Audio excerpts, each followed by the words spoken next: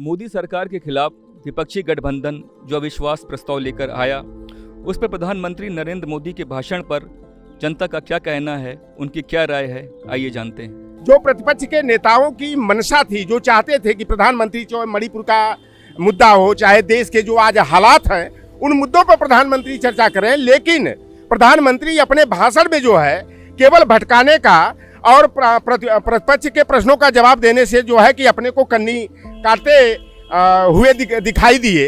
प्रधानमंत्री जो है प्रतिपक्ष के नेताओं के प्रश्नों का जवाब नहीं दे पाए, उन्हें संतुष्ट नहीं कर पाए और वह उलूल जुलूल बातें इधर उधर की बातें करके जो है संसदीय परंपरा का गला घोटने का काम कर रहे थे। इस नाते प्रधानमंत्री की रवैया को देख करके प्रतिपक्ष के नेताओं ने संसद का बहिर्गमन किया और यह होना भी चाहिए। देखिए, कल जो पीएम मोदी की स्पीच हुई है, बड़ी ही ऊर्जावान स्पीच थी और बहुत ही इंस्पायरिंग थी। उसमें वहाँ पर मोदी जी ने जब बोलना चालू करा तो आप ये सोचिए, जो वॉकआउट आपने देखा ऑपोजिशन का, वो उनकी हार थी। 24 से पहले ही वहाँ पर उन्होंने अपने हथियार डाल दिए हैं और एक बड़ा ही क्लियर मैसेज उन्होंने खुद वहाँ पर जो है सेल्फ गोल करके दे दिया है जनता को कि हम लोग जो हैं मोदी जी के सामने खड़े होने लायक भी नहीं बचे हैं। और जब मोदी जी बोले तो वहाँ पर फिर तो कुछ बचा ही नहीं था और उससे पूरे देश को एक आश्वासन भी मिल गया है कि मोदी जी से बढ़िया इस देश के लिए कोई ना था, ना है, ना होगा। और 24 के लिए लोगों ने अपना मन, कल के बाद काफ़ी लोगों ने जिन्होंने भी मोदी जी का ऊर्जावान भाषण देखा है, बना लिया है कि वहाँ पर हमको किसी भी हाल में इस सरकार को वापस लाना है। और ऑपोजिशन इतना बकवास है कि वहाँ पर उसकी तरफ तो देखने की भी अब ज़रूरत नहीं पड़ी है।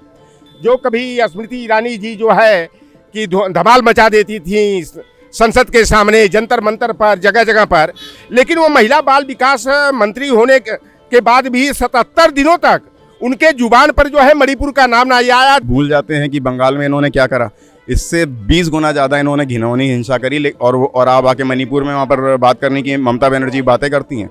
आप वहाँ पर क्या कहते हैं, राजस्थान में देख लीजिए, क्राइम अगेंस्ट वुमेन टॉप पे है। आप वहाँ पर कांग्रेस की सरकार है, क्या आपको समझ में आ रहा है कि वहाँ पर जनता बेवकूफ़ है, उसको नहीं समझ में आ रहा है? अरे आप पहले अपने घर को तो सुधारिए। आप कहते हैं वहाँ पर एग्जाम्पल क्रिएट करना चाहते हैं, आपको जहाँ राज्यों में वहाँ पर सरकारें आपकी बनी हुई हैं, वहाँ तो कम से कम आप माहौल ऐसा बना के दिखाइए। मणिपुर की जो घटना है मैतेई, कुकी और नागा समुदाय के बीच आरक्षण के मुद्दे को लेकर के है, लेकिन मैं असली मुद्दा बता दूं कि वहाँ पर अडानी समूह को जो है माइनिंग का जो है कि पट्टा दे दिया गया है और वहाँ पर भारतीय संविधान की 5वीं अनुसूची और अनुच्छेद 371A के तहत वहाँ के जो भूमि पुत्र हैं, जो आदिवासी और जनजाति हैं, वह जल जंगल पहाड़ पर उनका अधिकार संविधान के तहत दिया गया है।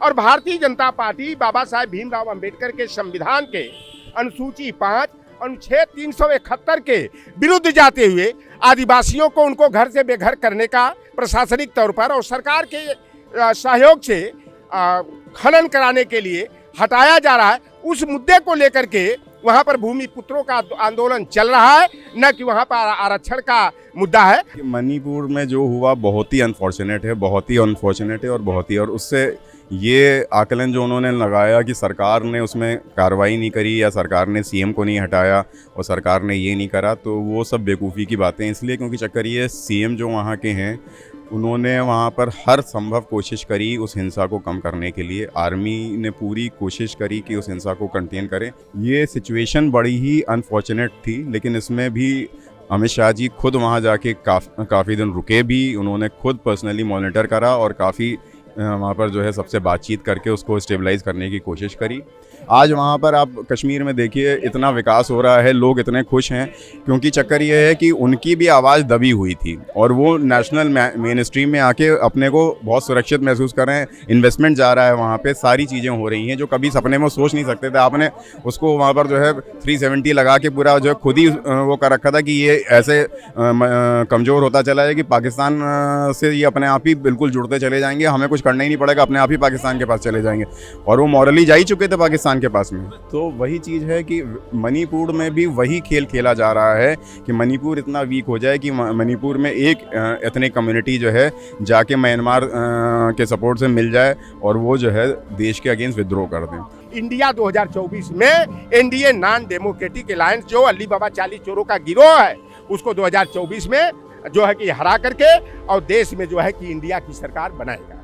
मुझको पूरा विश्वास है कि वहाँ पर अब की 24 में जो सीटें भाजपा के पास थी उससे कई गुना ज़्यादा सीटें आने वाली हैं। और ऑपोजिशन ने कल ये अपना जो है कहते नहीं है वहाँ पर अपनी चिता पे खुद आग लगा दी है ये सब करके। आपको ये धुआंधार एपिसोड कैसा लगा हमें कमेंट बॉक्स में लिख के ज़रूर बताएं। और हाँ, चैनल को ज़्यादा से ज़्यादा शेयर करें, लाइक करें, सब्सक्राइब करें।